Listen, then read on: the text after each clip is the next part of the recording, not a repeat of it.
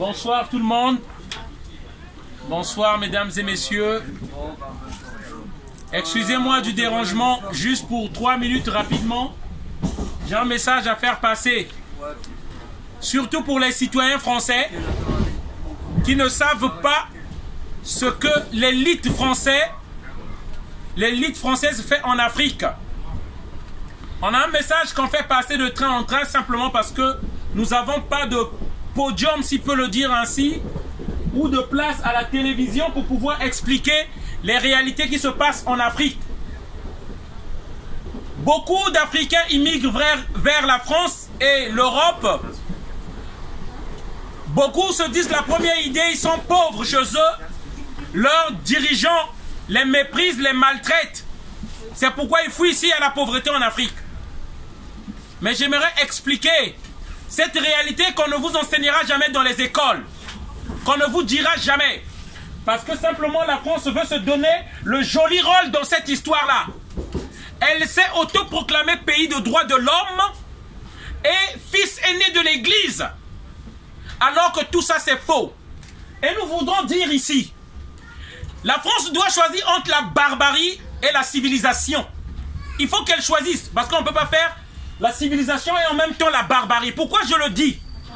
La France a assassiné les présidents et les dirigeants africains qui voulaient se battre pour l'autodétermination de leur pays, pour la souveraineté de leur pays.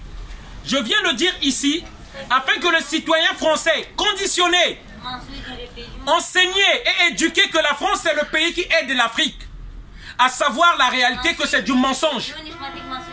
L'Afrique est dominée, l'Afrique est marginalisée, l'Afrique est pillée par la France.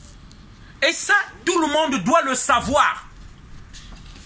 Ici, j'ai pu imprimer quelques photos de quelques, là je parle que de quelques dirigeants africains tués par la France.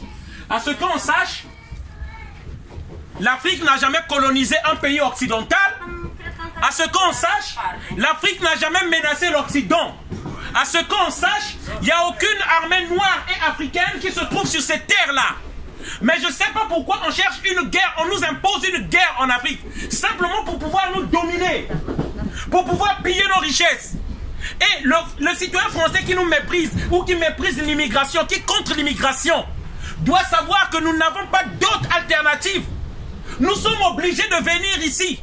Parce que, en Afrique, les armées françaises occupent nos pays. Les armées françaises nous imposent des dirigeants, des dictateurs. Parce que les dictateurs africains sont fabriqués par la France. Et ça, nous aimerions que le monde l'entende. Parce que depuis fort longtemps, la France a voulu se faire le joli rôle.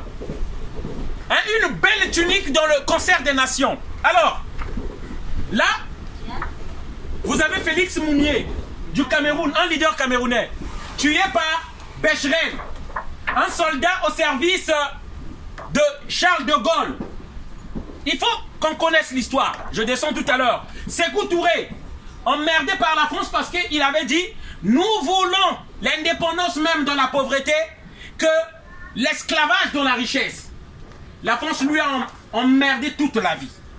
Là, Laurent Gbagbo, parce qu'il n'a pas voulu la domination française, aujourd'hui, il se trouve, il est à la CPI, aujourd'hui en résidence surveillée à Bruxelles.